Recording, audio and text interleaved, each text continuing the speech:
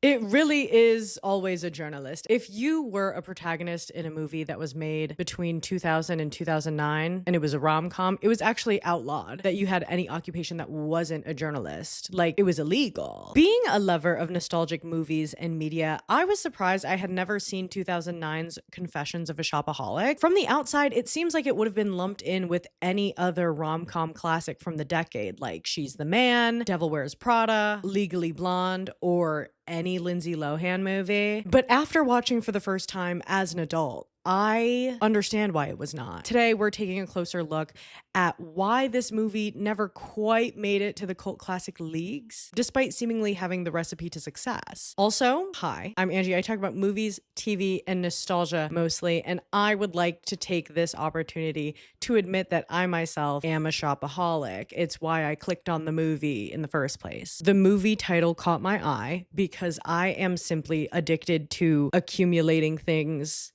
from the thrift, from the mall, eBay. It should not be taken lightly, and seeing my own behavior displayed on screen like that was truly terrifying and eye-opening, and we're gonna reflect on that behavior.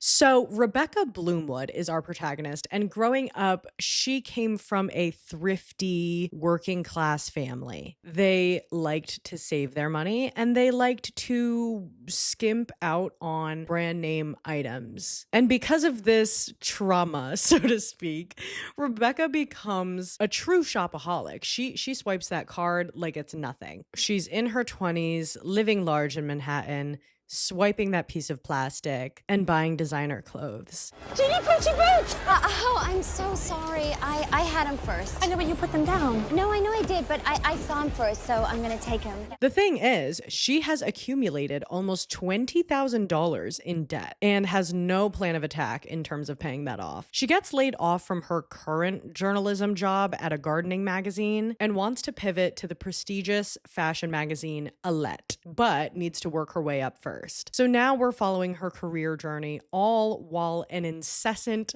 debt collector, Derek Smith, is chasing her down. Why did they make her stupid? She wasn't very smart. My main issue with this entire movie is that they made our protagonist dumb. I don't know how else to put it. They did not make her very bright. And they kind of played into this like girl who loves to spend money and is not very smart stereotype. It really grinded my gears. I don't know if they maybe wrote her to be like a little bit ditzy and then it just kind of snowballed into something else, but it did not read well. In Rebecca's pursuit to get her foot in the door at Alette magazine, she first has to interview with Luke Brandon, a handsome editor at Successful Saving, a smaller, lower tiered magazine within the same company umbrella as Alette. During the interview scene, she struggles to get her bag open, lies and says she speaks Finnish, and then when asked why, she starts screaming and pointing out the window at a billboard,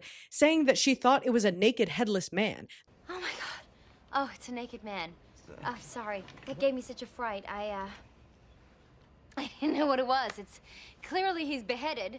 Who would do that to him? The billboard, mind you, is like 100 feet tall. You can't mistake a billboard for a real life man. And I understand that maybe she was trying to like save her, but it was just like, that's what you came up with in the moment? Like you came up with, oh my God, a shirtless man is behind you, but he's also headless. At that point, just keep lying, girl. You've dug your grave. Just keep lying. Just say, I know Finnish because my grandma taught me Finnish and I'm actually half Finn.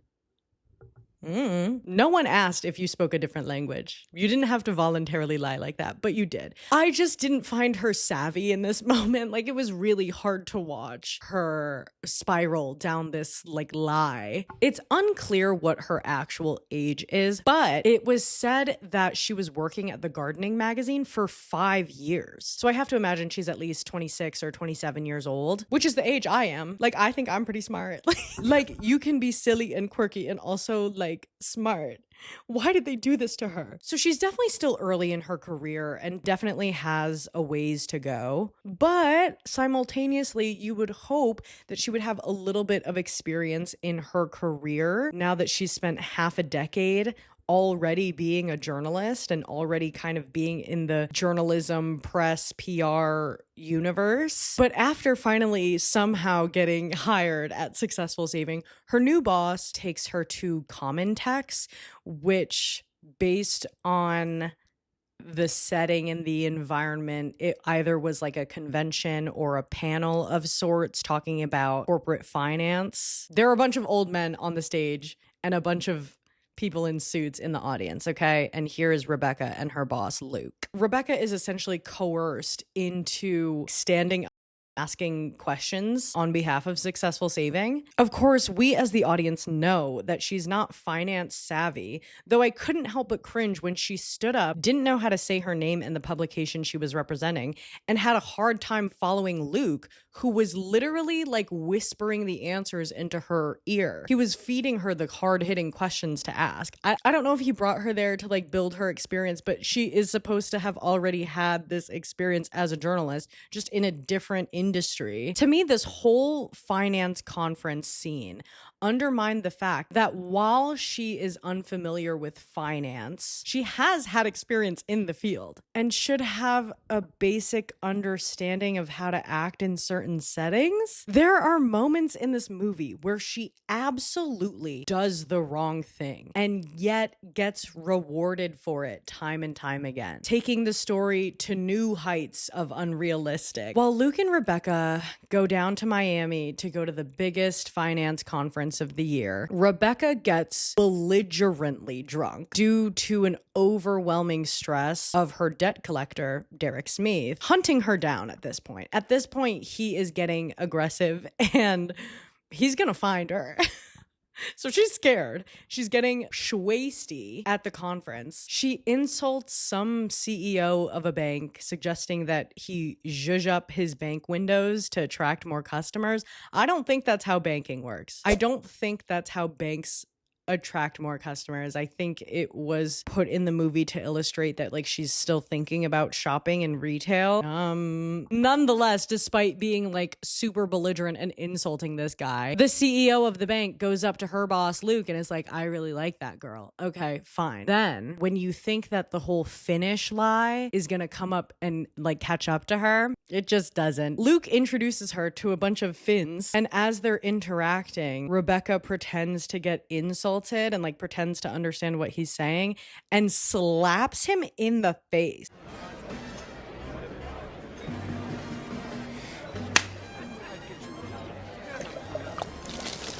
Men like you. Slaps him in the face, to which her feedback once again, the Finnish guy goes up to Luke and is like, I really like that girl. You're kind of being a freak right now. Back away from her. It's just bad decision after bad decision. And speaking of bad decisions, let's talk about her relationship with her bestie and roomie, Suze. Spoiler alert, she was a really bad friend. Kristen Ritter graces our screen to play Rebecca's best friend, Suze. They're also roommates, a fellow 20-something-year-old trying to make it in the world. When Rebecca is at her lowest point, Suze encourages her to downsize, get rid of her clothes, donate them or sell them, but empty out your room. It's like getting crazy. Mind you, at this point in the movie, Suze has helped Rebecca flee the debt collector a myriad of times. Derek Smith, she feeds him lie after lie on the phone, some of which include the check is in the mail, she moved to Finland, Rebecca Bloomwood has died, an ice cream truck hit her, and her aunt died so many times. And like, it's funny until it's not. Like the whole like, oh, we're running from the debt collector and like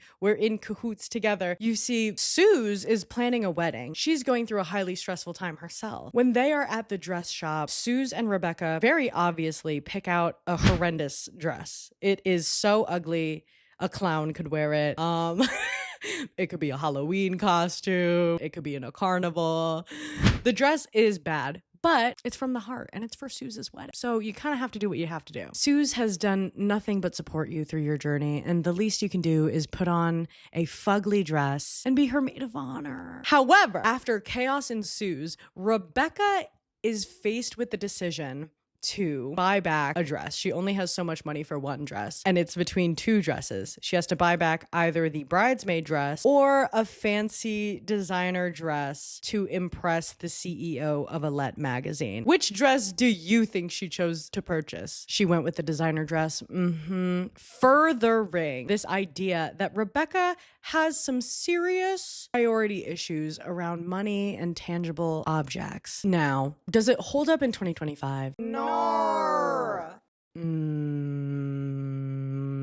While I can recognize that this is a beloved film for some, I don't think it holds well today. As Rebecca goes through this journey, she's faced with Alicia Billington, someone who was hired internally for a journalist role at Alette magazine. As we are introduced to her, we understand that this is set up to be Rebecca's direct competition. I mean, Rebecca's doing this whole corporate ladder climbing thing to eventually take Alicia's job at Alette magazine. Like, that's the role that she's going for. Essentially, she's trying to kick her out. Alicia is highly polished, well-connected, and confident, which are just all things that Rebecca is not. And they're positioned as competition both professionally and personally. When Alicia notices that Luke is taking a liking to her now cash cow at Successful Saving, she convinces him to take her to the Dante West company ball, knowing that Rebecca and Luke are kind of a thing.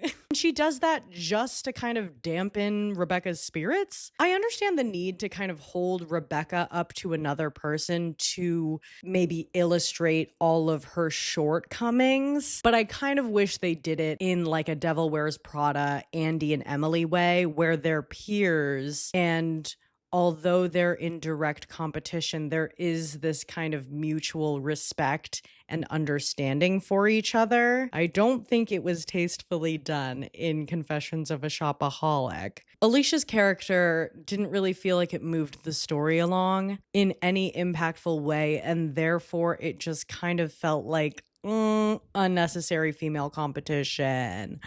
Oh, sorry, folks. It was just there to compare two women in like a very unuseful way. And pivoting slightly, as this was my first watch, period, unfortunately, I was forced to watch this movie through the lens of an adult. So the film's solution felt unrealistic and lackluster to me, because what do you mean she had a tag sale and made $20,000 back? Once again, she racked up almost $20,000 in credit card debt, which in 2025 standards is around closer to $28,000. And when all is said and done, all she had to do was put on a garage sale. She then had that money transferred to her in pennies and delivered jars of pennies to Derek Smith's office and desk, which, side note, that man did nothing wrong. He's a debt collector. You owe $20,000 in credit card debt. He's coming for you. You've dodged him for years. He's coming after you, and you disrespect him like that. $20,000 in pennies in his office is like a crazy level of disrespect. Like, I don't know. You're telling me, that as a shopaholic, all I have to do is go to the park and have a yard sale and all will be resolved. I think maybe I need to buy better pieces. I'm like, maybe I need to buy designer clothes so that they're maybe actually worth something. I'm getting things from like American Eagle, Abercrombie and Fitch. Like, my clothes are not gonna be worth $20,000. My point being, in real life, that girl would have had to take out a loan. She would have had to file for bankruptcy. Subscribe if maybe you have a shopping addiction. It would really help my channel, but it would also help my mental health knowing that I'm not alone in this struggle. I am not financially well. That's like really freeing to say. Here are my closing thoughts. Despite literally everything I said in this video, I did really enjoy the movie. I would give it 3.5 stars. And if you turn your brain off entirely, I would give it 4.5 stars. Unfortunately, I wasn't able to do it. I was not in a mental state where I could turn my brain off and just enjoy like a fun rom-com. I really had to look at this and be like, that's a lot of debt. Everyone's performances were stellar. Rebecca Bloomwood's closet was immaculate. And that is the inherent issue isn't it? If you like this video, and watch this one. I really think you're gonna like it. Let me know in the comments if you have any other like nostalgic movies you want me to check out. I love watching movies and chatting with you. I really do. I come here every week to do that. Anyway, okay. Love you. Bye.